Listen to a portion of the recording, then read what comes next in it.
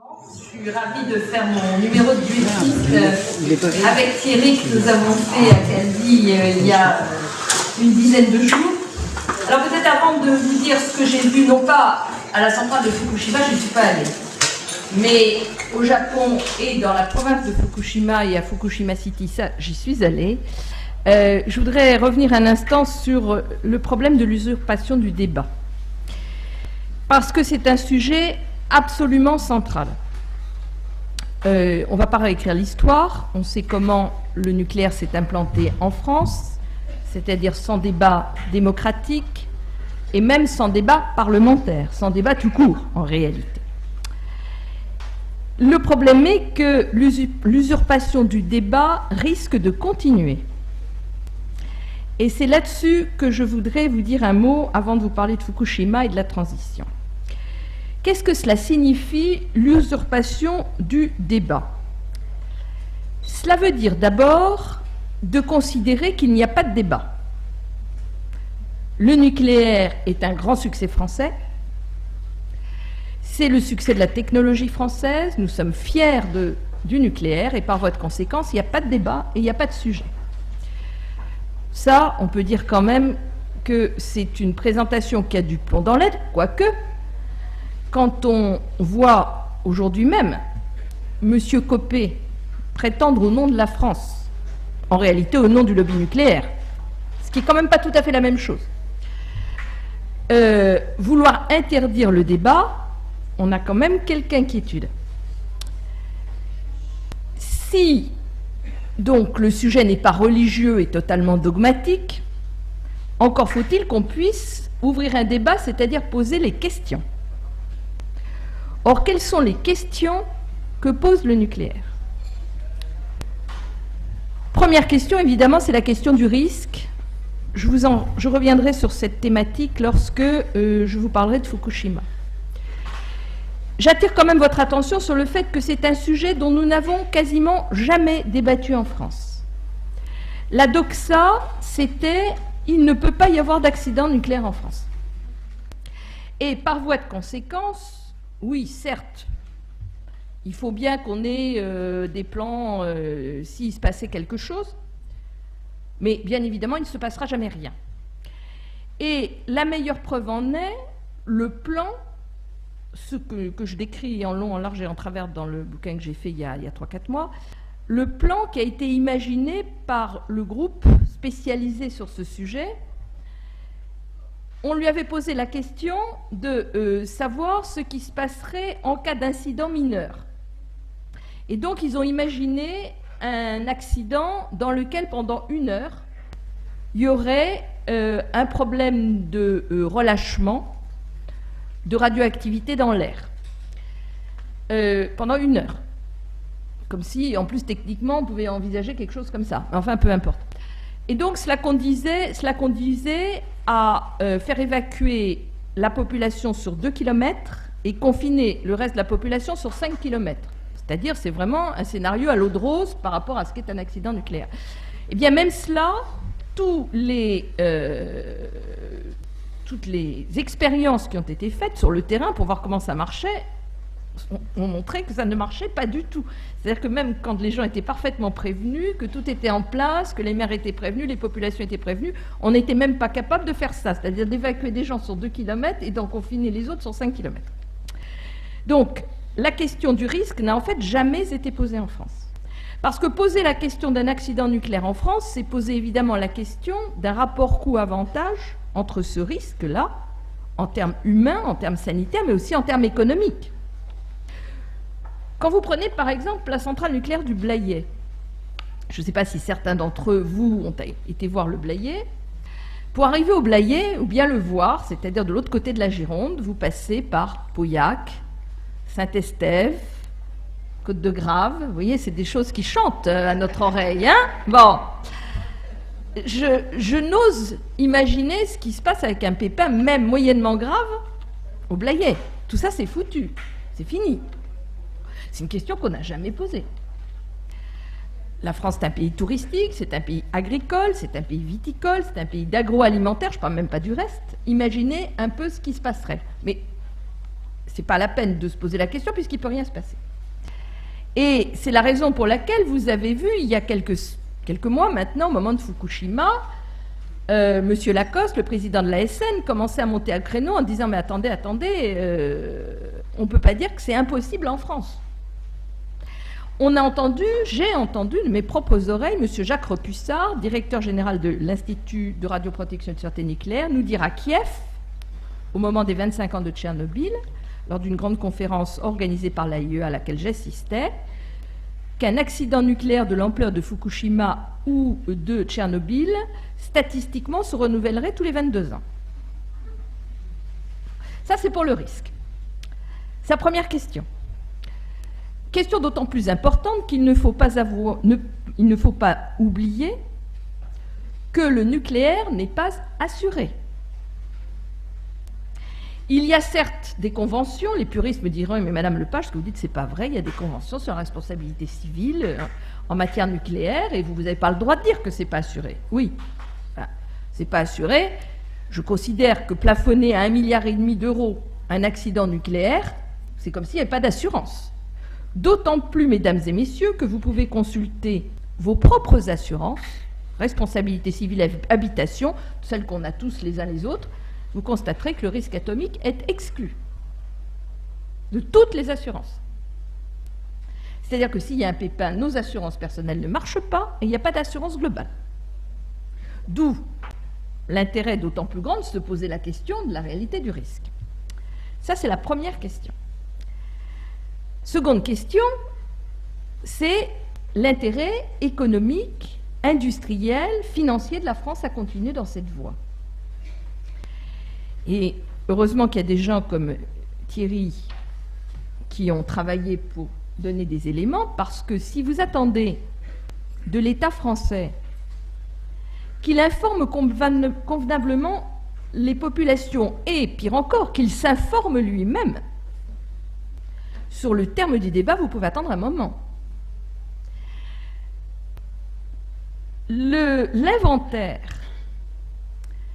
des différents gisements d'énergie renouvelable en France n'a pas été fait, alors qu'il a été fait de manière totalement exhaustive en Allemagne, qu'il a été fait en Espagne. Chez nous, il n'y en a pas. Un inventaire rationnel avec des données vérifiées, contradictoires, de ce que représente l'industrie nucléaire d'un côté, de ce que représente l'électricité non nucléaire aujourd'hui de l'autre côté, de ce qu'elle pourrait représenter demain, cela n'existe pas dans les mains du gouvernement français. Et je dirais pire encore, lorsque vous regardez le document qui a été publié par l'UEFE, dont on a beaucoup parlé ces derniers jours, peut-être Thierry, tu reviendras là-dessus tout à l'heure, je ne sais pas. C'est un document d'abord où visiblement il a été fait un peu vite, parce que c'est un document qui commence par nous raconter que, alors je reprends mes chiffres parce que c'est quand même très intéressant, que lorsqu'on est dans le scénario production nucléaire à 70%, 6 plus 10 ça fait 28. À côté, on nous dit que 10 plus 15, ça fait 35. Et à la ligne suivante, production à 20%, 15 plus 18, ça fait 45. Évidemment, si on compte comme ça, j'ai les documents à votre disposition. Hein.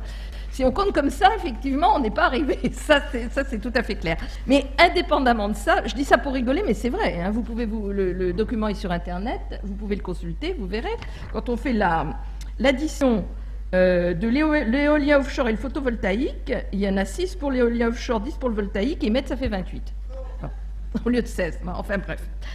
C'est pas ça le plus grave. Le plus grave, c'est qu'on part sur un scénario dans lequel on ne maîtrise aucunement la consommation énergétique et dans lequel il est mis noir sur blanc que de toute façon les objectifs du Grenelle sur ce domaine-là sont inopérants, inatteignables et que c'est même pas la peine de s'y arrêter un instant. Et par voie de conséquence, tout est calculé avec une augmentation de la consommation électrique qui, évidemment, fausse tout, alors qu'on a pris des engagements contraires et alors que je vous rappelle que nous avons des engagements communautaires de réduire de 20% notre consommation énergétique. Bien, le scénario de l'UEFE part sur une augmentation considérable de la consommation électrique, parce que sinon, évidemment, leur système ne fonctionne pas. Donc, on triche Dès le départ, je vous donne cet exemple-là. Alors, pourquoi est-ce que c'est une autre manière d'usurper le débat? Parce que vous ne pouvez pas avoir un débat si vous n'avez pas les données du débat. Moi, je réclame ce sujet de la rationalité, que l'on sorte de la religion du nucléaire. La question n'est pas de savoir si on croit au nucléaire ou si on n'y croit pas, la question est de savoir si la France a intérêt à continuer ou n'a pas intérêt à continuer. Si nous y avons un intérêt économique, industriel, financier, ou si nous ne l'avons pas. Pour répondre à cette question, qui est une question simple, une question de bon sens, nous avons besoin de données chiffrées, vérifiées contradictoirement. Nous ne les avons pas. On les a partout, heureusement. Mais pas tout. Pas tout. Notamment sur le chiffrage, c'est très difficile. Et donc, c'est une manière, mesdames et messieurs, d'usurper le débat. Or, la première condition d'un fonctionnement démocratique, c'est que les citoyens puissent être informés des données du problème. Après, ils se déterminent. Après, ils font leur choix. Mais si on ne donne pas les éléments du débat, on ne peut pas choisir. Et donc là, il y a effectivement un vrai risque d'usurpation du débat. Donc la première chose que nous devons exiger tous, c'est la réalité du débat. Il faut sortir des anathèmes.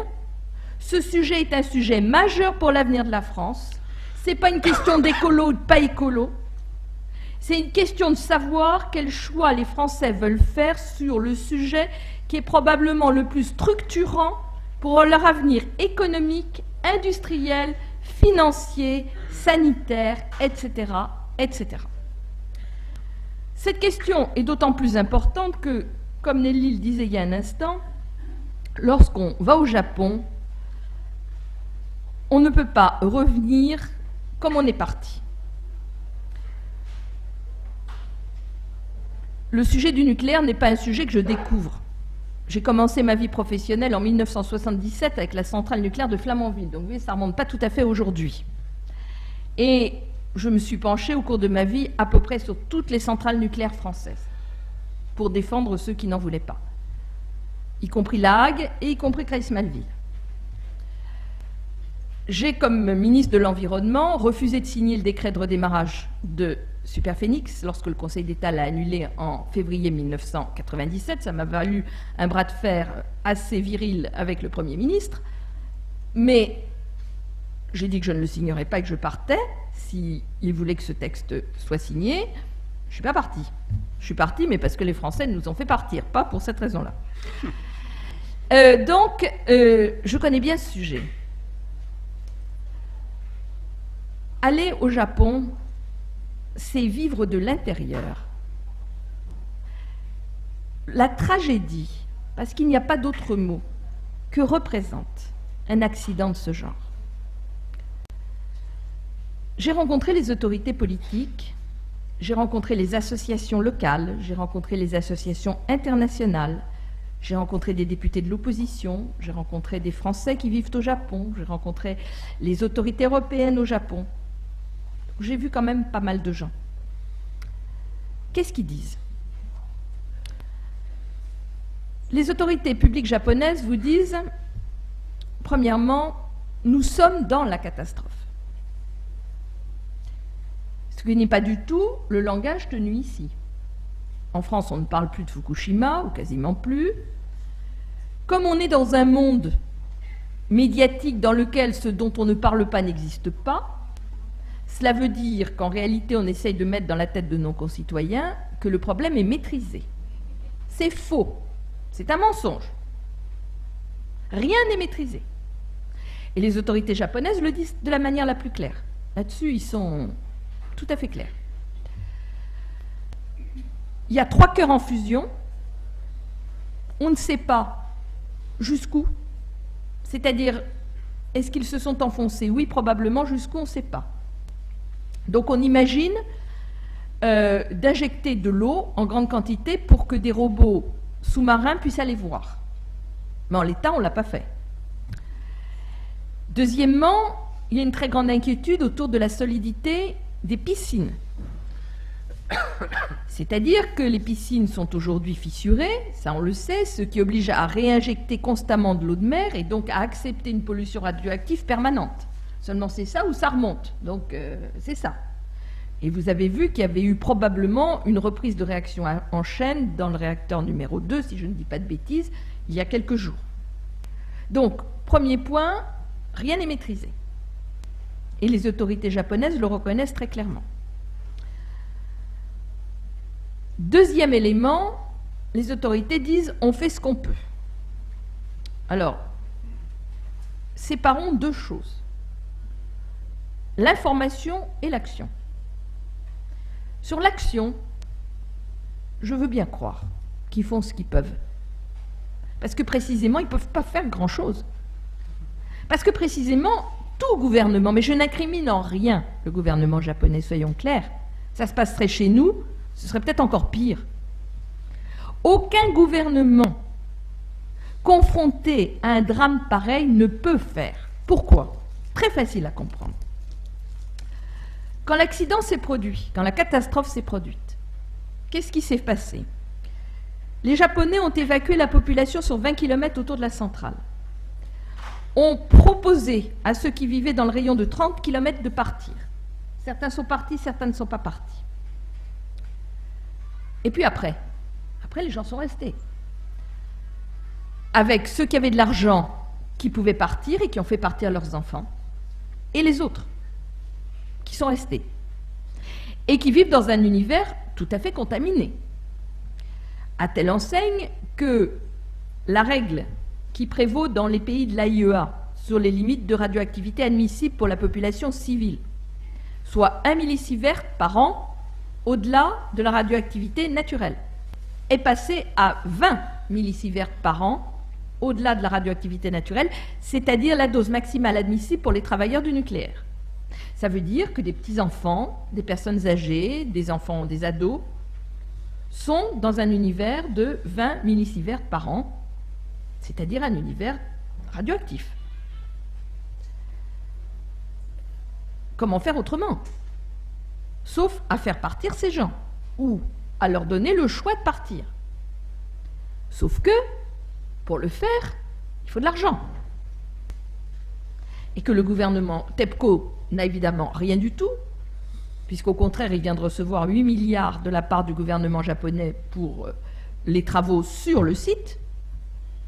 Et le gouvernement japonais, qui vient en plus de se faire taper sur les doigts par Madame Lagarde, j'ouvre une parenthèse, je ne pense pas que ça l'émeuve beaucoup le gouvernement japonais, parce que c'est vrai qu'ils ont une dette publique colossale, mais comme c'est les Japonais qui la possèdent, les marchés financiers peuvent raconter ce qu'ils veulent, les Japonais, ça ne les gêne pas beaucoup. Parenthèse ouverte, parenthèse fermée, mais ça devrait quand même faire réfléchir un certain nombre de gens, ce que je viens de dire, sur un autre débat. Donc, les Japonais, le gouvernement n'a absolument pas les moyens de faire partir tous ces gens, donc ils restent. Décontaminés. Alors, on m'a parlé de décontamination. On m'a dit que des cours de récréation ou des rues empruntées par les enfants pour aller à l'école avaient été décontaminées. Alors, j'ai demandé un peu plus, vous avez fait quoi? Alors, on m'a expliqué que dans les cours de récréation, on avait nettoyé le sol sur une hauteur de 50 cm. Je dis, vous avez fait quoi des déchets radioactifs? Ah ben, on les a mis dans un sac plastique dans la cour de l'école. Voilà. On rit, mais c'est tragique. Parce que personne ne veut ces déchets radioactifs sur son territoire. Vous avez aujourd'hui des milliers de mètres cubes de boue contaminée de Fukushima, dont personne ne veut, évidemment, et dont le gouvernement ne sait absolument pas quoi faire. Donc, ces gens sont aujourd'hui condamnés à vivre dans un univers contaminé avec les conséquences qui s'y attachent. Par-dessus le marché, ils mangent contaminé. Alors, bien sûr, il y a des mesures. Les mères de famille de Fukushima, que j'ai longuement rencontrées, m'ont expliqué qu'en fait, on se moquait d'eux. D'abord parce que lorsque la catastrophe s'était produite, il n'y avait même pas eu une pastille d'iode qui avait été distribuée aux enfants, rien. Que deuxièmement, alors, rappelons-nous le contexte, tsunami plus tremblement de terre. Donc on peut comprendre que les services publics aient été quelque peu désorganisés. Il n'empêche que les gens de Fukushima n'ont eu aucune indication sur le sens des vents. Donc aucun moyen de se protéger. Ils n'ont eu aucune information pendant un mois. Alors maintenant, ils ont un peu d'informations, c'est-à-dire qu'on donne une dose tous les jours. J'ai vu le journal, donc il y a une carte, avec ville par ville, le niveau de la radioactivité la veille. Sauf que c'est des moyennes, et que nous savons tous qu'en matière de radioactivité, ça n'a pas de sens, puisque c'est des taches de léopard. Et pour la nourriture, c'est pareil. On leur dit, aujourd'hui, vous achetez des brocolis, pas de chou-fleur, ou pas de carottes, ou ce que vous voudrez. Sauf que, comme m'ont dit les mères de famille, on nous dit ça avec 8 jours de retard. C'est-à-dire que les brocolis ou les choux-fleurs, ça fait déjà 8 jours qu'on les a achetés. Voilà. Alors, ce qu'il faudrait, évidemment, c'est que les agriculteurs soient indemnisés pour ne plus avoir à produire pour vivre et vendre ces produits contaminés. Sauf que pour ça, il faut de l'argent, qu'il n'y en a pas.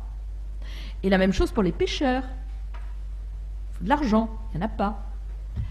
Et comme on est en face d'une industrie qui ne provisionne pas, puisque je vous ai rappelé tout à l'heure qu'elle n'était pas assurée, eh bien, que voulez-vous faire? Sauf dire, on fait le maximum, oui. Alors, encore une fois, sur l'action, peut-être, compte tenu de ce qu'ils peuvent rien faire, pour les raisons que je viens d'indiquer, sur l'information, c'est une autre paire de manches. Parce que ça, c'est pas vrai.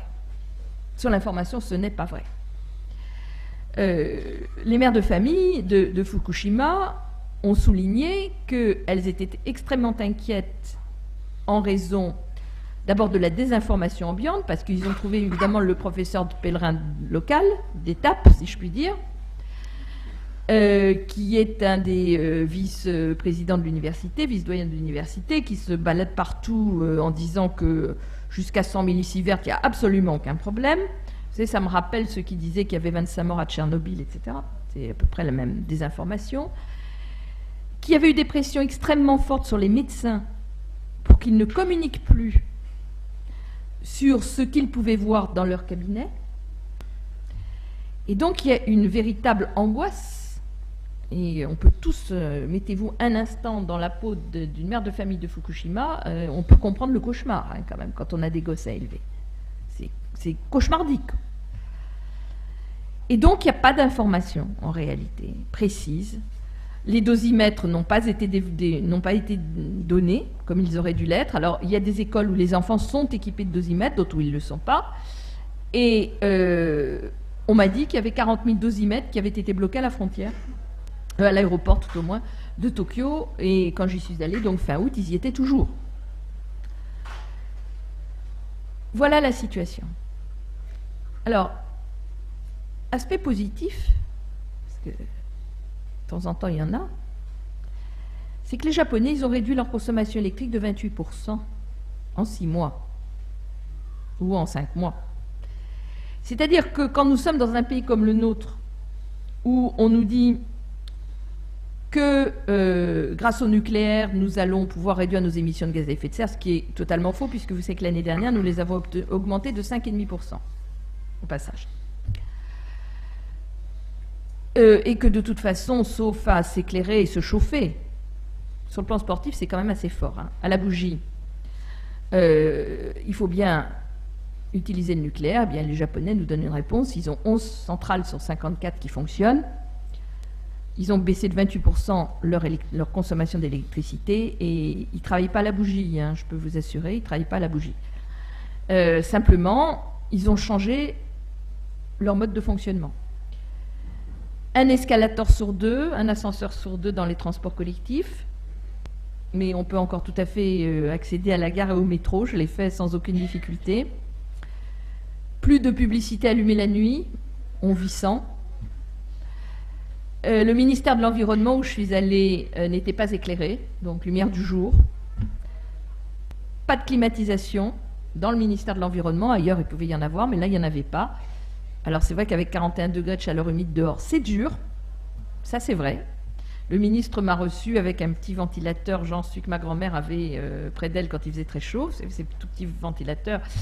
Les gens vont travailler en tenue légère, mais ils vivent. Et le monde industriel s'est adapté. C'est-à-dire qu'un roulement est organisé pour les industries très consommatrices d'électricité. Donc lundi, mardi, c'est l'acier qui ne fonctionne pas. Mercredi, jeudi, c'est l'automobile. Vendredi, samedi, ça va être le ciment, par exemple. Et donc, ils sont à moins 28%. Alors, le débat qu'ils ont aujourd'hui, c'est pas de savoir s'ils vont continuer le nucléaire. Moi, ce que m'ont dit toutes les autorités publiques, c'est qu'il n'y aurait pas de nouvelles centrales nucléaires au Japon. Clairement. Par contre, le débat, c'est qu'est-ce qu'on fait avec nos centrales aujourd'hui fermées. Comme je vous le disais, ils en ont 11 en activité. Ces 11 en activité vont s'arrêter en mars 2012 parce que c'est la période d'entretien et qu'il faut un entretien tous les 13 mois. L'industrie veut, à minima, qu'il y en ait aux autres qui aient redémarré. Et une partie du gouvernement ne veut pas. La population japonaise, à 84%, veut l'arrêt du nucléaire. On peut comprendre pourquoi.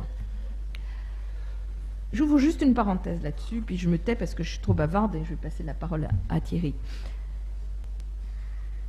Ils m'ont expliqué que quand s'était passé Fukushima, sur le moment, l'opinion publique avait peu bougé sur son soutien au nucléaire. Grosso modo, c'était 50-50. Parce que une fois la catastrophe passée, il y avait une espèce de réflexe égoïste qu'on peut connaître et comprendre même, de gens disant bon, c'est une province, c'est 2,5 millions de gens qui sont concernés, mais le reste du Japon, on est tranquille. Et puis ils se sont rendus compte que d'abord il y en avait de la radioactivité à Tokyo, et que deuxièmement, le thé était radioactif, la viande de bœuf pouvait être radioactive, et que par conséquent, il n'y avait pas que les gens qui habitaient Fukushima qui étaient concernés. Et que les Japonais, ils vivent sur une île, et que tout le monde était concerné. Et donc, au bout de 3 semaines, on a assisté à une montée en puissance de l'opposition au nucléaire qui se manifeste aujourd'hui par des mouvements quasi quotidiens de protestation contre le nucléaire dans un pays qui n'a pas de tradition culturelle de protestation et de manifestation. Je ne sais pas ce qui va se passer. Sachant que ce sont les préfectures qui donnent les autorisations de redémarrage et que donc les préfets sont soumis aussi à l'opposition de la population locale. Mais ce que l'on retire de tout cela, c'est effectivement l'impératif de sortir de cela. Le vice-ministre de l'Environnement me l'a dit avec une belle formule, il m'a dit « Voyez madame, nous avons voulu sortir de la dépendance pétrolière et pour sortir de la dépendance pétrolière, nous sommes rentrés dans la dépendance nucléaire. Nous devons sortir de la dépendance nucléaire. » Et quand on se rend compte de ce que c'est réellement et que l'on imagine ce que cela pourrait être chez nous, les conséquences que cela pourrait avoir pour nous-mêmes en termes de santé, pour nos enfants, mais aussi en termes économiques et financiers, alors très franchement, on se dit qu'il n'y a pas un gouvernement qui peut trouver une solution à cela. Donc effectivement, il faut trouver de manière, je dirais, pragmatique et réaliste, la manière d'en sortir. Et je terminerai avec cela. Je participe évidemment de tous ceux qui souhaitent que nous en sortions pour toutes les raisons que je viens de vous donner, mais également pour des raisons qui sont tout à fait économiques, financières et industrielles. Je n'ai pas le temps de développer cela, nous y reviendrons peut-être dans les questions tout à l'heure. Parce que nous sommes là maintenant à un moment tout à fait crucial. Mais ce qu'il faut que nous comprenions, nous tous, et j'insiste sur ce point, c'est qu'il faut refuser de manière extrêmement ferme de se laisser enfermer dans une guerre de religion pour ou contre le nucléaire. La question, elle n'est pas religieuse, la question, elle n'est pas idéologique, la question, elle n'est pas autre que de savoir si les Français ont intérêt à y rester ou à en sortir. C'est une question à laquelle on répond avec des arguments rationnels, à laquelle on répond avec des données chiffrées, à laquelle on répond avec des comparaisons et non pas avec des anathèmes. Et je n'admets pas que ce débat soit confisqué, qu'une fois encore le débat soit usurpé et que l'on en reste à des querelles qui sont des querelles moyenâgeuses et religieuses sur un sujet qui est le sujet peut-être le plus fondamental pour nous tous Français, de savoir de quoi nous allons vivre, quelles seront nos activités économiques, comment seront organisés nos territoires, de quoi vivront nos enfants. Le sujet du nucléaire, c'est tout cela qu'il supporte, qu'il suppose, et il est intolérable que nous ne puissions en discuter en tant qu'adultes responsables au motif qu'il n'y a pas de sujet parce que c'est religieux et que le nucléaire, c'est la France, et que si on n'aime pas le nucléaire, on n'aime pas la France. Ce n'est pas acceptable et nous n'avons pas à accepter ce type d'ultimatum parce que ça en est un. Voilà, donc je crois que la première chose que nous avons à réclamer, c'est un débat sur de vraies données, de manière à ce que chacun puisse comprendre les risques auxquels il est exposé, les choix qu'il fait, notamment sur le plan de l'emploi, le plan de l'industrie, le plan de l'économie, le plan du coût pour les finances publiques. Et lorsque nous pourrons débattre de tout cela, eh bien je pense que l'immense majorité des Français sera convaincue pour des arguments rationnels, encore une fois, et non pas idéologiques, que la transition énergétique est le choix qui est le plus utile et le meilleur pour l'ensemble de nos concitoyens. Merci.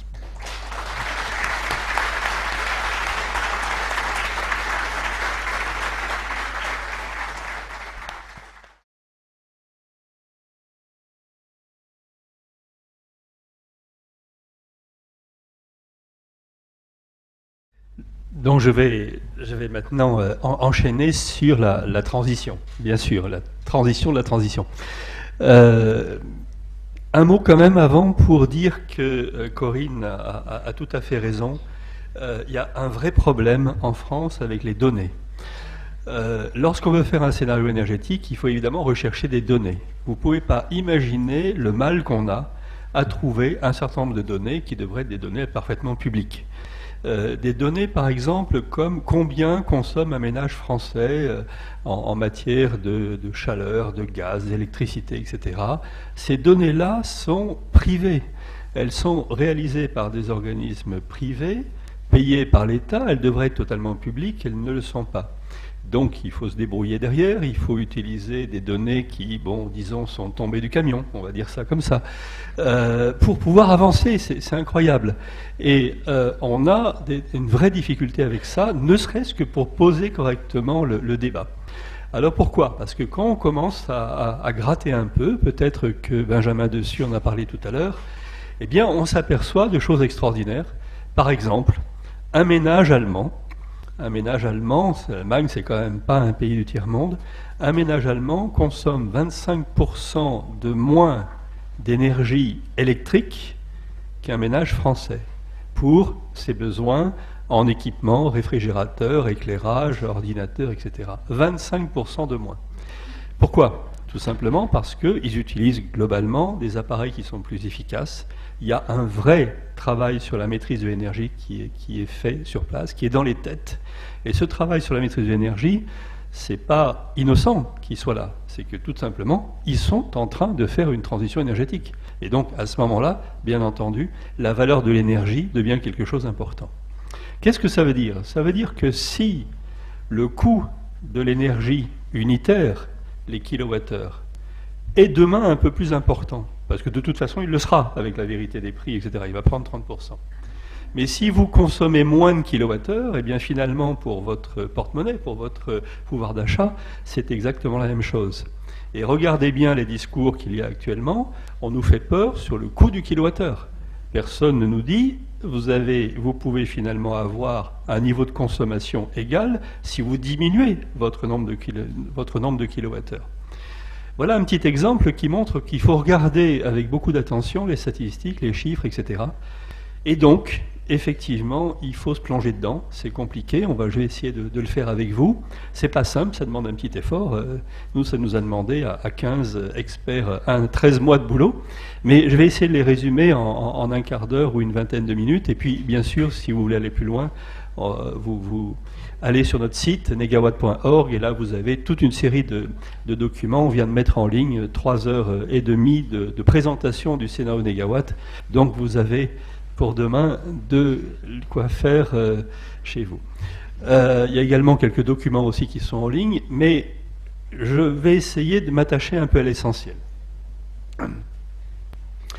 C'est pas la première fois qu'on fait un scénario, c'est la troisième. On avait commencé en 2003, on l'a très fortement actualisé en 2006, et puis on s'est dit en 2010, il faut reprendre tout à zéro. Il faut reprendre tout à zéro parce qu'on est arrivé un petit peu aux limites, et puis il faut voir de façon très précise des choses qu'on nous dit et qui étaient du style, bon, vous êtes bien gentil à Negawatt, mais vous n'avez pas compris que les éoliennes, ça ne marche pas quand il n'y a pas de vent, que quand il y a du photovoltaïque, eh bien la nuit, il n'y a rien, et donc à ce moment-là, ça ne marche pas du tout, il faut derrière du charbon, bref, l'enfer sur Terre, si votre scénario est appliqué. Donc on a essayé de regarder ça de façon très détaillée sur ce qu'on appelle un scénario, non pas uniquement en énergie, c'est-à-dire en bilan annuel en quelque sorte, mais aussi en puissance, notamment sur l'électricité, c'est-à-dire essayer de répondre à la question, est-ce qu'à chaque instant, le réseau électrique sera capable de fournir suffisamment aux Français? Est-ce qu'il ne va pas s'écrouler? Et puis, est-ce que aussi il n'y aura pas énormément d'exportation de charbon, de lignite, etc. Donc on a regardé tout ça en détail, on a regardé aussi de façon beaucoup plus approfondie un certain nombre de choses qui sont un peu difficiles et qu'on avait laissé, je dirais, non pas de côté, mais sans une appréhension forte dans les premiers scénarios 2003-2006, notamment ce qui peut se passer au niveau de l'industrie, tout ce qui relève de la mobilité, tout ce qui relève également aussi, bien sûr, de l'ensemble des énergies renouvelables, du couplage avec le réseau, etc. Qui est-ce qui a fait ça? C'est un groupe au sein de Negawatt, au sein, je dirais, d'un petit comité directeur, qui est une sorte d'exécutif, enfin un groupe de copains, voilà, qui depuis maintenant travaille depuis plus de 10 ans là-dessus et qui s'est réuni. Là-dedans, on retrouve des gens qui sont des experts sur les renouvelables, sur la maîtrise de l'énergie, sur les bâtiments, etc. Avec une grande caractéristique, on est tous des gens de terrain. C'est-à-dire on est des gens qui sont, dans nos métiers, confrontés directement à des opérations, à la réalité. Et donc, ce n'est pas tout à fait le même regard que les gens qui sont dans des cabinets à la Défense ou dans le 7e arrondissement. Donc, c'est ça qui est assez intéressant, c'est de pouvoir s'appuyer sur ces données réelles. Et puis, un point important que je voudrais souligner, de façon tout à fait volontaire, on a fait ce travail sans financement, ou pratiquement sans. C'est peut-être un centième du financement, voilà, ou un cinquantième du financement normal, pour payer 2-3 choses, les interventions, la présentation qu'on a fait le 29 septembre à Paris, etc., etc.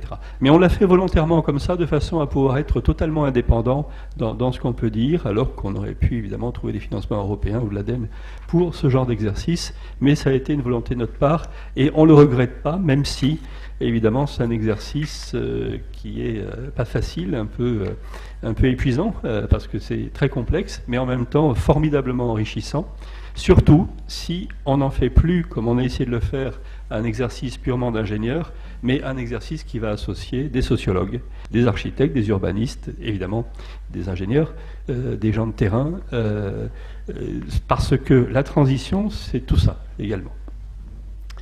Alors, quelques mots sur ce scénario, pour dire qu'on part de toute façon de l'essentiel. L'essentiel, c'est la physique, c'est la réalité, c'est pas l'économique. C'est pour nous les 3 grands cavaliers de l'apocalypse que sont le changement climatique, dans un premier temps, que sont les risques nucléaires et que sont aussi la fin des énergies fossiles faciles. L'urgence climatique, vous le connaissez, c'est de plus en plus important, c'est de plus en plus inquiétant. Les derniers chiffres qui ont été communiqués sont particulièrement inquiétants. Autrement dit, après une redescente ou une stabilisation qui en réalité est due simplement au ralentissement de l'économie après la crise de 2008, et bien maintenant, les émissions sont reparties à la hausse. Sur ce graphique, vous voyez sur 600 000 ans, l'évolution, donc en partie par million, du CO2. Et vous voyez que cette évolution, elle était contenue entre, disons, 175 et 250, 275. C'est les évolutions dues à la variation avec le Soleil, le volcanisme, etc., etc. Et puis, lorsqu'arrive sur Terre Homo sapiens sapiens, on est aux alentours des 250. On est aujourd'hui à 385. Et chaque année, on prend 2 points, 3 points dans cette espèce de thermomètre climatique. Arrivé à 450, les climatologues nous disent on ne sait plus ce qui va se passer. Il peut y avoir des surprises, qu'ils appellent des surprises climatiques, d'un très joli mot, mais qui peut faire peur, c'est-à-dire fonte du permafrost, des sols gelés, des problématiques très fortes liées à des courants, bref, des actions, si vous voulez, sur la Terre, sur lesquelles on sera totalement impuissant. La fonte du Groenland, c'est une élévation de 7 mètres de l'eau, partout sur Terre. Elle n'est pas du tout exclue. Et les projections actuelles montent aux alentours de 650 à peu près, 650 à 700. Là, on ne sait plus ce qui va se passer et on a vraiment des modifications climatiques qui vont être tout à fait considérables. Deuxième risque, celui de la fin des fossiles faciles. Là, sur ce tableau, vous voyez un des enseignements principaux de ce groupe d'experts qui s'appelle l'ASPO, l'association ASPO, qui réunit des géologues qui ont travaillé, des pétrologues qui ont travaillé pour les grandes sociétés qui sont maintenant à la retraite, un peu libérés de leurs paroles en quelque sorte. Et qu'est-ce qu'ils nous disent? Ils nous disent que l'écart entre les découvertes et puis la consommation, c'est à tel point que réduit que maintenant, c'est la consommation qui est beaucoup plus importante que les découvertes. Vous voyez ici à gauche, les découvertes plus importantes que la consommation, en bleu, et puis une modification, un changement à partir de 1980. 1980-90, c'est intéressant, c'est pratiquement sur la quasi-totalité des phénomènes comme ça, énergétiques, climatiques, de biodiversité, le point de rupture, le point où on a basculé sur une empreinte écologique trop forte, etc. Et bien là, c'est pareil, et vous voyez maintenant que les consommations sont plus importantes que les découvertes. Conclusion, on arrive à la fin du pétrole, ça sera pour dans quelques décennies, ça se fera de façon lente, bien entendu, mais il faut s'y préparer et ça va être une vraie rupture. Le pétrole aujourd'hui, par exemple, c'est 98% de nos déplacements. Les TGV, le métro, les trams électriques, etc., ça n'est que 2% simplement de notre mobilité. Et puis évidemment, et Corinne Lepage en a parlé, les risques et charges nucléaires.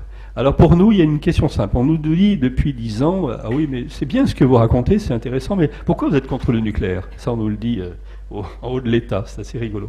Et la réponse est simple, elle est de dire, écoutez, vous avez une vision monocarbonée des choses, ou carbocentrée, si vous voulez. Autrement dit, c'est pas parce que ça émet moins de CO2 que cette énergie doit être parée, cette énergie nucléaire doit être parée toutes les vertus. Il faut faire une analyse multicritère sur le coût, l'investissement, les risques, etc., etc. Et lorsqu'on fait cette analyse multicritère, le nucléaire a un bon point au niveau des émissions de CO2 et a 19 mauvais points, ou très mauvais points, ailleurs. Donc, en gros, si on peut s'en passer, évidemment, tant mieux.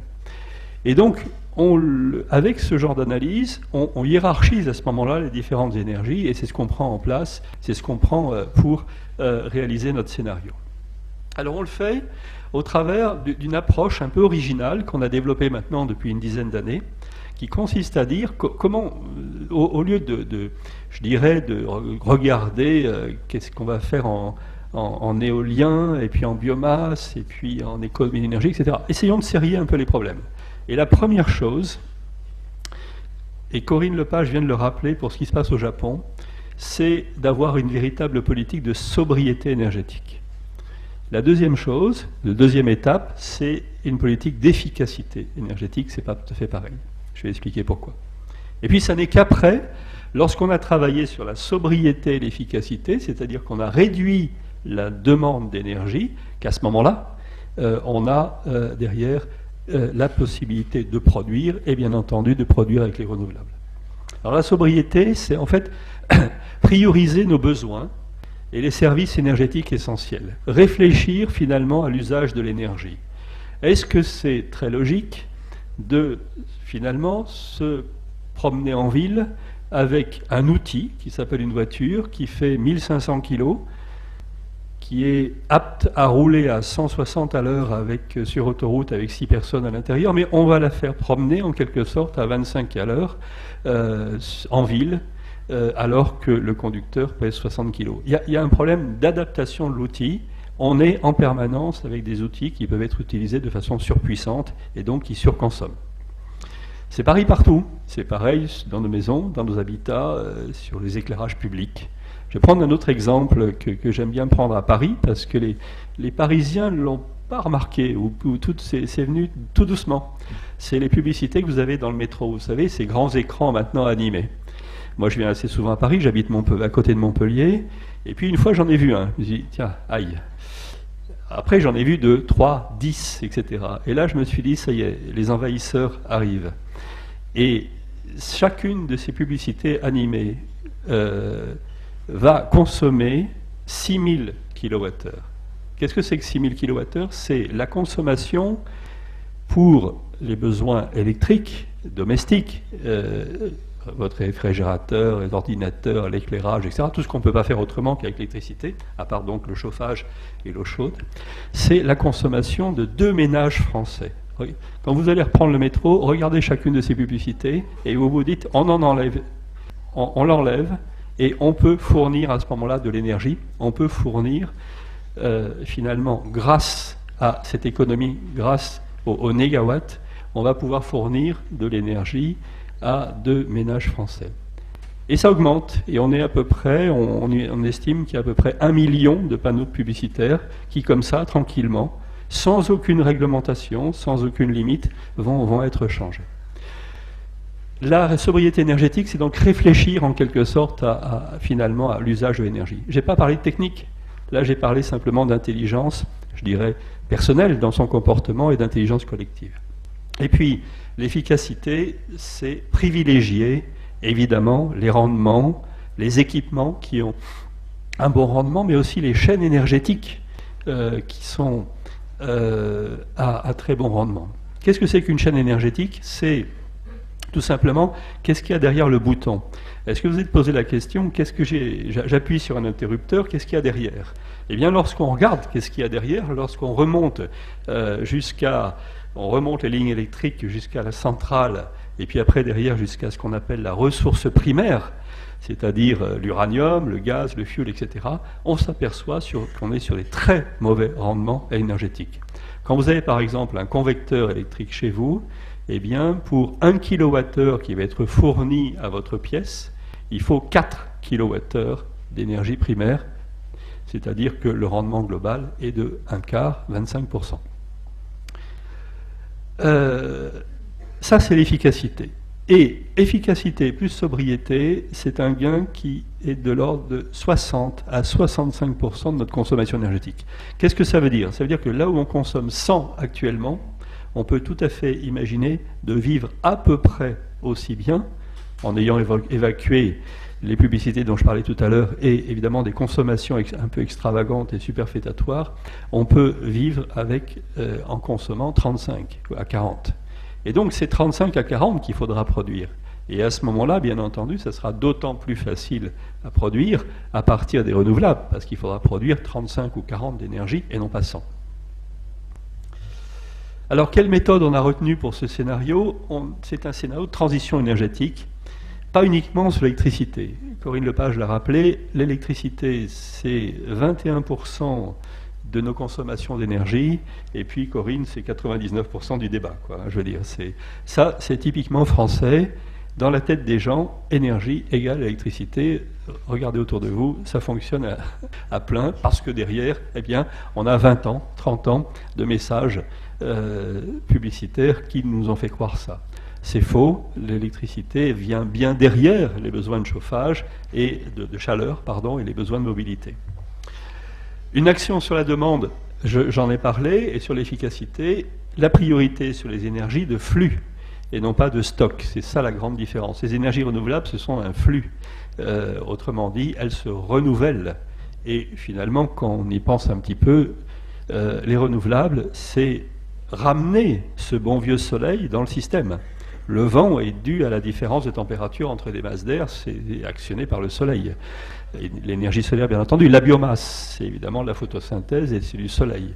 Il n'y a que la géothermie de très grande profondeur et puis l'énergie marémotrice, par exemple, qui ne viennent pas directement du soleil, mais c'est relativement peu dans le bilan global. Donc du flux. Et à partir du moment où on a du flux, on n'est plus limité. On est limité à la durée de vie de ce bon vieux soleil, c'est-à-dire 4,5 milliards d'années. On a encore le temps de voir venir. Et puis, pour nous, l'important, j'en ai parlé tout à l'heure, d'avoir une vraie stratégie, une vraie philosophie plutôt en matière de développement soutenable. On préfère ce mot à développement durable. Tout simplement parce que le mot soutenable veut bien dire qu'il va falloir soutenir sur le plan physique, sur le plan des ressources, nos consommations de demain. Donc, pas de renouvellement du parc nucléaire, pas de gaz de schiste, ça ne vous étonnera pas de capture-séquestration du carbone. J'ai parlé là de capture-séquestration, c'est-à-dire lorsque on dit il n'y a pas de problème pour le CO2, on va le renvoyer sous terre, on va le capturer en sortie de cheminée par exemple, et puis le renvoyer sous terre, comme ça on le stocke là, de là où il est venu. Et il y a beaucoup de recherches, énormément d'argent qui sont mis là-dessus. Pour nous, c'est une fuite en avant, assortie de difficultés techniques très fortes. Deuxième plan, sur les fondamentaux, un scénario réaliste. Autrement dit, on n'a gardé que des solutions matures. On ne s'est pas dit demain on rase gratis avec l'hydrogène ou avec l'énergie libre ou avec plein de choses comme ça. Non, ça peut marcher, mais en quelque sorte, on le garde sous la pédale. Et donc, ça nous donne une trajectoire à ce moment-là assez robuste finalement, puisque s'il y a des surprise, cette fois-ci positive sur le plan de la recherche et développement, eh bien à ce moment-là, ça améliorera le système.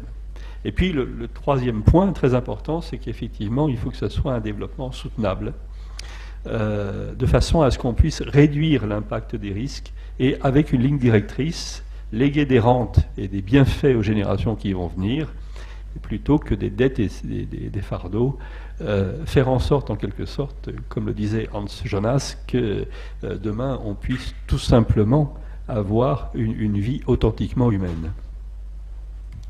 Alors, quelques points focaux, je ne vais pas m'étendre sur le scénario, ça serait évidemment très long, plutôt zoomer sur un certain nombre de points qui sont les plus importants.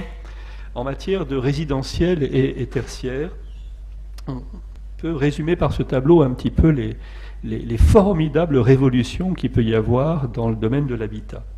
Ce que vous avez ici à gauche, ici le plus à gauche, c'est l'ensemble des consommations énergétiques en moyenne sur les bâtiments existants. C'est-à-dire, je ne sais pas si vous voyez avec la flèche, il est là, voilà, ici. En rouge, c'est le chauffage, en bleu, c'est l'électricité dite spécifique, donc ce qu'on ne peut pas faire autrement que l'électricité, en orange, l'eau chaude sanitaire, et puis en gris, tout en haut, c'est ce qu'on appelle l'énergie grise, c'est-à-dire l'énergie qui a été nécessaire, ramenée à une année d'utilisation pour fabriquer la maison, pour fabriquer les composants, etc. Toute l'énergie qu'on ne voit pas, c'est pour ça qu'on l'a dite grise. Eh bien, ce qu'on sait faire, c'est des réhabilitations thermiques de l'existant, énergétiques de l'existant, qui nous amènent ici sur la deuxième colonne. Vous voyez que c'est considérable et que le gain peut être très fort en matière notamment de chauffage. Les bâtiments basse consommation d'aujourd'hui, vous savez, les bâtiments BBC sont pas très loin. Et puis lorsqu'on va être sur des bâtiments passifs, qu'on généralise bien sûr dans notre scénario, pas demain matin, mais au fur et à mesure, pas très loin d'ailleurs finalement des meilleures orientations, de ce qui reste en quelque sorte des meilleures orientations du Grenelle, Eh bien, à ce moment-là, vous voyez que la partie chauffage en rouge est pratiquement annulée. On arrive maintenant, et c'est une formidable révolution, à faire des bâtiments qui vont se chauffer uniquement par la récupération des apports solaires, des éclairages, de la chaleur que vous tous et moi et Corinne sommes en train de dégager à peu près 80 watts. On peut aller plus loin avec des maisons qui vont produire elles-mêmes de l'énergie, dite à énergie positive, et puis on a un objectif négawatt qui est très ambitieux sur 2050, c'est dans 40 ans, mais on va être demain sur des maisons dont le bilan sera positif et non pas négatif comme aujourd'hui. Alors au passage, c'est une révolution tranquille, ça, hein, et assez intéressante. Elle amène énormément d'emplois, elle amène de la technicité et des emplois intelligents. Demain, on va réhabiliter les métiers du bâtiment avec des rénovations fortes, tout simplement parce que les métiers vont passer, je dirais, du plaqueur de plaque-au-plâtre à vraiment des gens qui vont pouvoir s'investir dans la réhabilitation énergétique en travaillant réellement les problèmes de perméabilité, de précision. On est plus proche, si vous voulez, peut-être de la rénovation de magasins, par exemple, que vraiment du tout venant. Autre point, la maîtrise de la demande d'électricité, et vous voyez ici, dans le résidentiel et puis dans le tertiaire, c'est-à-dire tout ce qui n'est pas résidentiel, bureaux, hôpitaux, collectivités, etc., les gains potentiels, on a fait pour ça une analyse très détaillée sur à peu près une quarantaine de postes de consommation, c'est-à-dire qu'on a regardé, on a cumulé toutes les consommations, à partir de statistiques bien entendu, d'enquêtes, etc., toutes les consommations familiales, par exemple, pour le réfrigérateur, pour vos ordinateurs, etc. Et on a regardé à chaque fois quel était le gain en potentiel en matière d'énergie. Et vous voyez qu'en gros, sans rentrer dans le détail, on est sur un facteur 2 sur l'ensemble des consommations totales.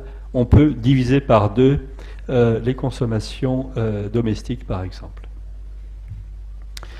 Il faut assurer l'équilibre électrique. Alors ça devient un petit peu plus compliqué, je vais essayer de passer un peu plus vite, mais comme je disais tout à l'heure, une des grandes remarques qu'on nous fait est de dire oui, mais c'est bien avec vos énergies renouvelables, mais quand il n'y a pas de soleil, qu'est-ce que vous faites? Et donc à ce moment-là, vous importez de l'électricité de l'Allemagne, donc du charbon, etc. C'est totalement faux, bien entendu. Là aussi, on est dans la caricature.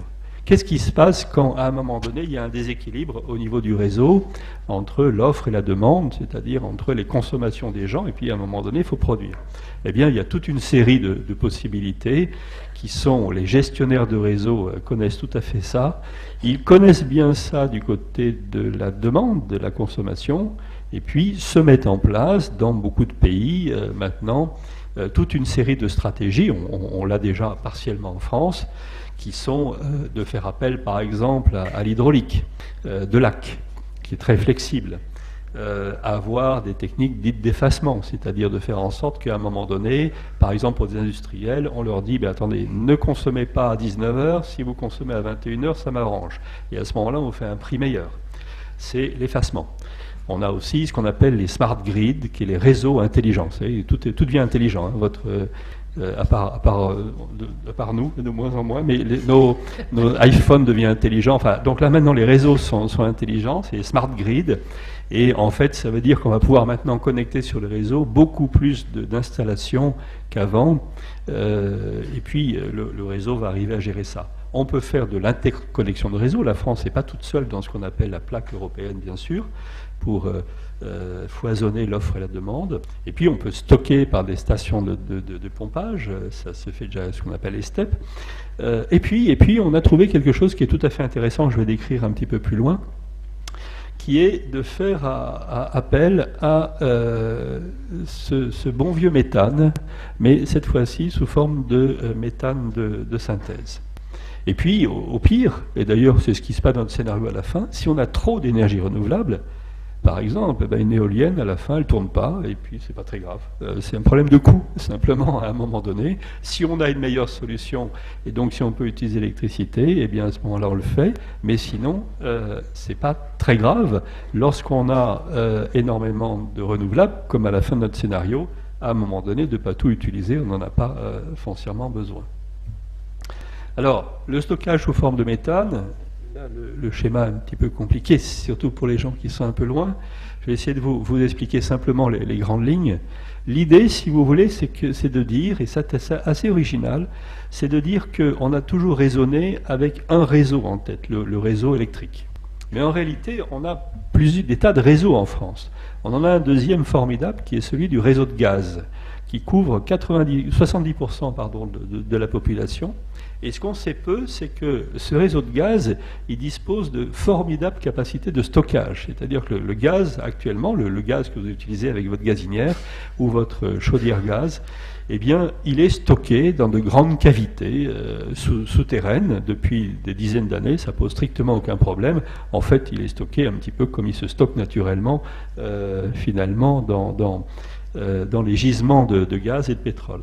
Et on a de grandes réserves de stockage avec la possibilité d'augmenter facilement ce stockage. Il suffit de mettre un petit peu plus, d'augmenter un peu la pression et d'avoir un peu plus de molécules de CH4, de méthane à l'intérieur de ce stockage. On a un réseau de distribution, etc.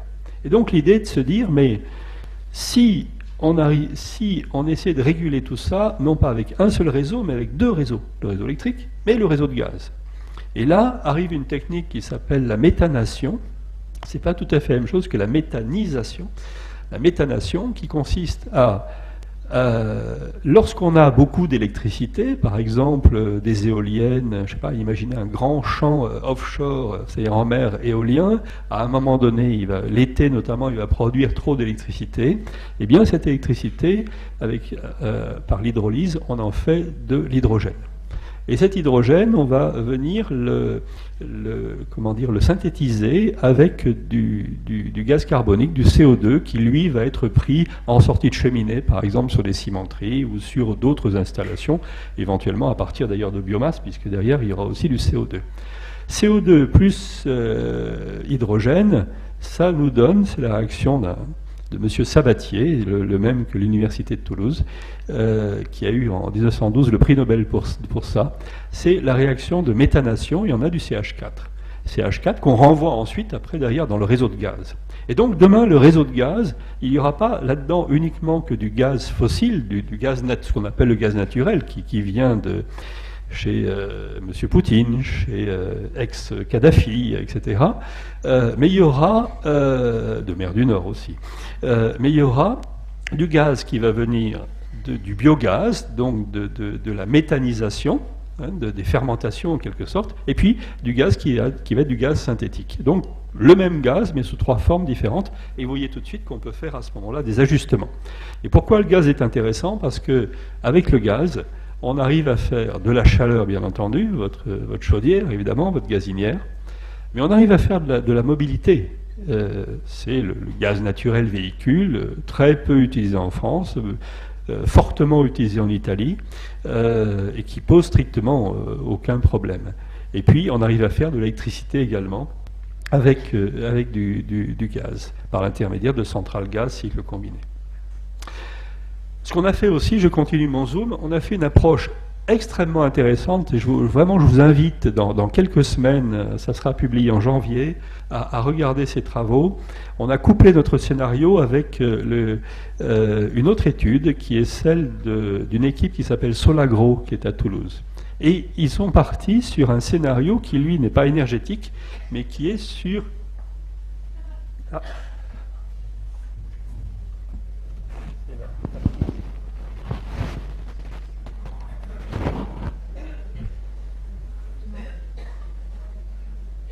Voilà.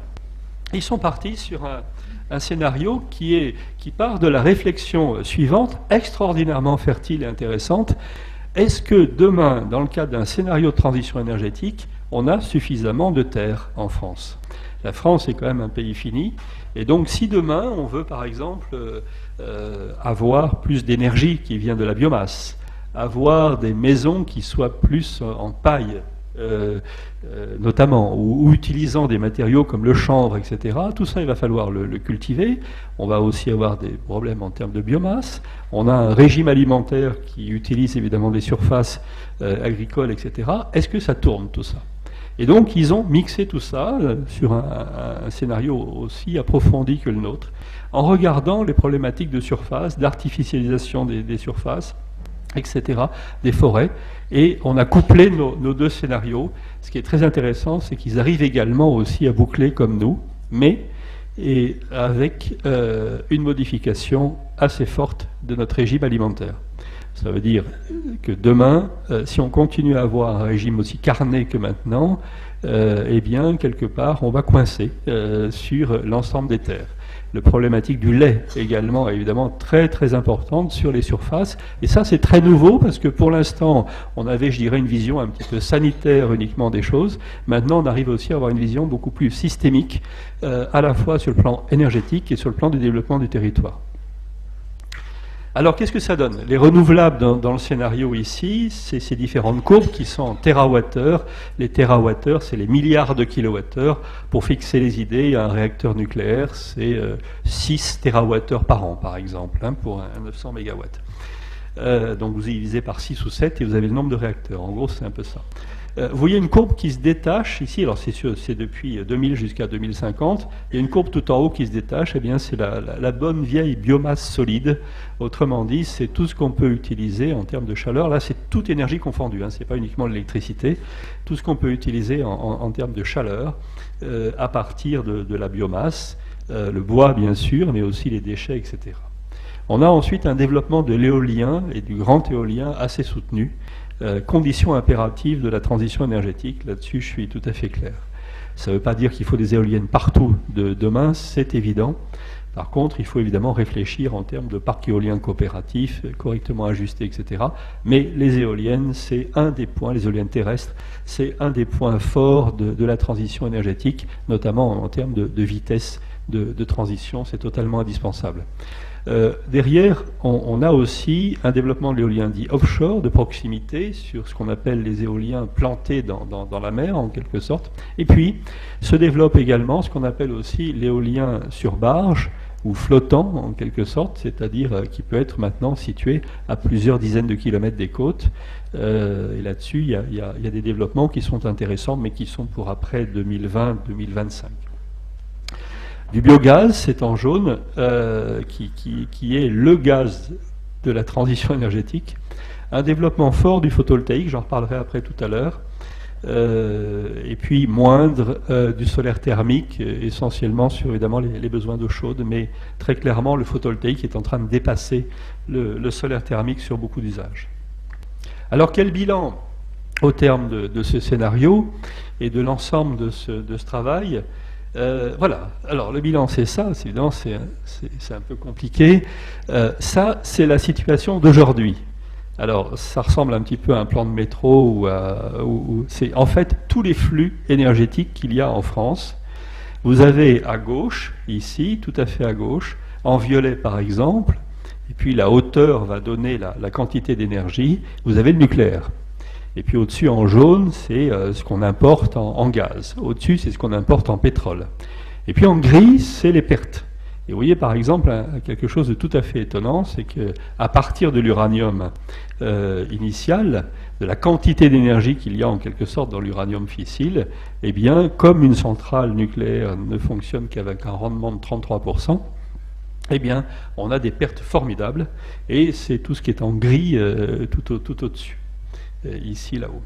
Alors un point qui est assez intéressant de voir, c'est que tout à fait de l'autre côté, à droite, vous avez ici la chaleur, les besoins en chaleur. C'est-à-dire qu'à gauche, vous avez les énergies primaires, et à droite, vous avez les usages, la chaleur, en dessous, en vert, la mobilité, et puis ensuite en bleu, les besoins d'électricité. Là-haut, de nouveau, vous voyez clairement que l'électricité, ça n'est que 21% du problème. Entre les deux, toute une série de ce qu'on appelle les vecteurs énergétiques, comment on combine l'énergie, comment on l'utilise, etc., etc. Tout ça est assez compliqué. On a évidemment modélisé la totalité. Un petit point simplement pour que vous regardiez un petit peu ça, c'est la situation de 2010. Les renouvelables sont ici, c'est tous les petits traits qui sont là, avec simplement évidemment un peu plus gros l'énergie bois. Et évidemment, notre système est fondé sur le fossile. Les pertes, ici, qui sont là-haut, sont considérables. 900 milliards de kilowattheures, autrement dit, ce qui repart en chaleur perdue par l'ensemble de nos centrales nucléaires, c'est à peu près la même valeur que tous les besoins de chauffage de tous les bâtiments de bureaux et d'habitation et logements de France. Ça, c'est la situation d'aujourd'hui, et la situation 2050 après le Sénat au négawatt, c'est ça. Vous voyez qu'il y a un écart évidemment qui est considérable entre les deux. On a bien entendu calculé année par année l'ensemble de la transition. Qu'est-ce qui se passe? Diminution complète, vous le voyez, des fossiles. Ici, on les voit pratiquement plus, il en reste un tout petit peu sur des besoins très spécifiques. Le kérosène des avions, par exemple, ou des besoins en sidérurgie, etc. On a encore besoin de charbon. Et puis des renouvelables, mais pas de renouvelables totalement dominants. On n'est pas sur des grandes masses, c'est une mixité, si vous voulez, qui est importante. Et puis un système complet en termes de vecteurs énergétiques pour, à l'arrivée, des besoins plus bas. Regardez la différence à droite en termes d'énergie. Eh bien, on a évidemment diminué par la sobriété et l'efficacité les besoins. Alors le tout arrive à boucler de la façon suivante. Voilà par exemple pour les besoins de chaleur. En rouge, vous avez ce qu'on appelle le tendanciel, c'est-à-dire si on continue comme maintenant, qu'est-ce qui va se passer? Eh bien, il y aura une sorte de stabilisation de l'énergie. Pourquoi pas une diminution? Parce qu'il va falloir tenir compte, et évidemment on en tient compte aussi, que les projections de l'INSEE nous indiquent qu'on sera 7 millions de personnes en plus en 2050, c'est-à-dire qu'en gros, il faut qu'on intègre l'équivalent de la région Rhône-Alpes en personnes qui vont habiter, se chauffer, se déplacer, s'éclairer, etc., etc. En bleu, vous avez le céanonégawatt. En noir, ici, l'ensemble des fossiles fissiles. En vert, en dessous, les renouvelables. Et vous voyez qu'en termes de chaleur, pratiquement, les renouvelables permettent en 2050 de boucler. Et puis en dessous, les néga-térawattheures en termes de sobriété et d'efficacité. Alors même genre de tableau pour la mobilité, on n'est pas tout à fait totalement renouvelable, il y a encore une sorte de talon, si vous voulez, à partir de fossiles, mais relativement faible. Et puis l'électricité qui est ici, où là par contre, on arrive à avoir un système qui est totalement en énergie renouvelable. C'est finalement plus facile, c'est assez paradoxal, mais finalement c'est plus facile sur l'électricité que sur le reste. On arrive à avoir un système qui est quasiment à 100% renouvelable à partir de 2040. Un point intéressant, tout à l'heure, Corinne Lepage a dit que les Japonais ont baissé de 28% de leur consommation d'électricité. Eh bien, je lui ai fait le calcul tout à l'heure quand elle parlait, c'est à peu près le niveau qu'on prévoit entre 2000 et 2050 sur notre scénario. Les Japonais l'ont fait en 6 mois. Bon, un peu contraint par la force des choses, on est d'accord, mais en même temps, ils ont réfléchi aussi à leur consommation. Et quand on dit un escalator sur 2, finalement, la vie n'est pas tellement changée. Et c'est ça qu'il faut arriver à regarder. Diminuer nos éclairages nocturnes, etc., etc. Voilà le bilan en énergie primaire. À gauche, vous avez ce qu'on appelle le tendanciel. Qu'est-ce qui se passe si ça continue comme avant avec le nucléaire, sur lequel on a repris les suppositions à peu près officielles, puisqu'on est un petit peu en manque d'un scénario gouvernemental, mais on a une hypothèse de remplacement des centrales nucléaires à peu près au même niveau de puissance et de consommation. C'est ce qui est en violet. En jaune le gaz, en dessous en rouge le pétrole, et puis à droite le céanonégawatt, où ce qui est intéressant, c'est ce qu'il y a en haut, ici, les 3 premières courbes qui sont là. Ça, c'est les gains qu'on peut avoir en orange en sobriété, à peu près 15% de nos consommations. En dessous, en efficacité, sur la consommation, sur les équipements, une efficacité ensuite sur la production, le système productif. Si bien que ce qu'il y a à produire, c'est finalement simplement ce qu'il y a au-dessus de la courbe qui est en vert, vous voyez, qui sont les renouvelables. En violet, on a le nucléaire, et puis le gaz et le pétrole, et on intègre bien une fin du pétrole. Le bilan CO2, assez exceptionnel, même, on était même assez étonnés nous-mêmes d'une telle possibilité, une décarbonatation quasi complète de notre système énergétique. Alors il faut le faire sur l'énergie, et c'est le scénario de Solagro, After le montre bien, on n'y arrivera pas par contre sur l'agriculture. Sur l'agriculture, ça va être extrêmement difficile de réduire de plus que 2. nos émissions. Donc c'est bien sur le système énergétique qu'il faut être complètement décarboné si on veut arriver à un bilan global. Et puis, ici, je voudrais insister sur quelque chose d'un tout petit peu difficile, mais qui nous paraît très très important. Une question qu'on peut se poser, c'est de se dire, est-ce qu'un tel scénario il est cohérent finalement avec le bilan mondial, avec ce qu'il faudrait faire pour éviter qu'on ait un réchauffement climatique? Eh bien, vous avez des études qui ont montré que si on veut limiter à 2 degrés le réchauffement climatique, ce qui reste encore à peu près acceptable, il ne faut pas que l'humanité émette entre 2000 et 2050 plus que 1000 milliards de tonnes de CO2. 1000 milliards de tonnes de CO2 pour toute la Terre. Des études qui ont été réalisées par l'Institut de Potsdam, qui sont extrêmement intéressantes, publiées il y a quelques années. On est en 2011, et on a déjà émis sur ces 1000 milliards de tonnes, sur ce gâteau possible, on a émis, ce quota d'émissions, on a émis plus de 200 milliards de tonnes, 285 milliards de tonnes. Il nous reste donc plus que 700 milliards de tonnes jusqu'à 2050. Si on dit la France prend que sa part, et une part équitable, en disant par exemple on fait un prorata de la population, ou de la population dynamique en quelque sorte jusqu'à 2050, eh bien la France, ça n'est que 0,75% du problème mondial. On prend un petit coup de modestie, c'est-à-dire quand on fait ce genre de calcul. La France n'est que 0,75% de l'ensemble des années habitants jusqu'à 2050. Mais si on prend ces 0,75% ramenés aux 700 milliards à ce quota, eh bien on tombe sur 6 à 7 000 millions de tonnes de CO2. 6 à 7 milliards de tonnes de CO2, c'est ce qu'on peut émettre en France, en quelque sorte, pour rester pour contenir, en quelque sorte, la température. Eh bien, on y arrive sur ces scénarios, tout juste. On est tout petit peu au-dessus, mais on est dans cette épure, et c'est la courbe qui est à gauche. Par contre, si on est dans le scénario tendanciel, le laisser faire, eh bien, c'est dès 2030, même avant 2030, qu'on va dépasser en quelque sorte ce quota, et entre 2030 et 2050, eh bien, on va émettre plus que sur la part française en quelque sorte, que ce qu'il faudrait faire pour limiter la température. Le bilan sur le nucléaire, on a fait une étude extrêmement sérieuse sur le nucléaire, réacteur par réacteur, et le graphique que vous voyez ici, l'espèce de tableau pointilliste, on espère un jour qu'il sera au musée d'Orsay, c'est la sortie du nucléaire. En bas, vous avez les années, et chaque petit point, c'est un réacteur, avec la hauteur de chaque petit point, c'est sa production. Eh bien, vous voyez que le programme nucléaire s'est fait extrêmement vite. Il s'est fait en moins de 10 ans, 10 à 15 ans, à une vitesse extraordinairement accélérée. Et la sortie qu'on propose, elle est même plus lente. Elle est en quelque sorte en 3 étapes.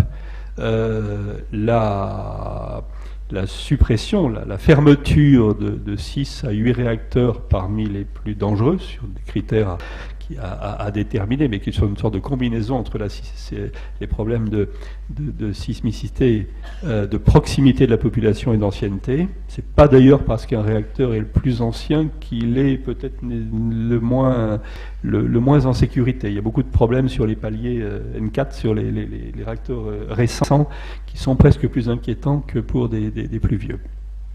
Ensuite, une redescente un peu plus douce qui permet à ce moment-là aux renouvelables de monter en puissance. Et puis une fermeture rapide. Et pourquoi une fermeture rapide? Parce qu'à un moment donné, ça ne sert plus à rien de laisser 2, 3, 4 réacteurs en service, tout simplement parce qu'il faut maintenir tout l'amont et tout l'aval du cycle.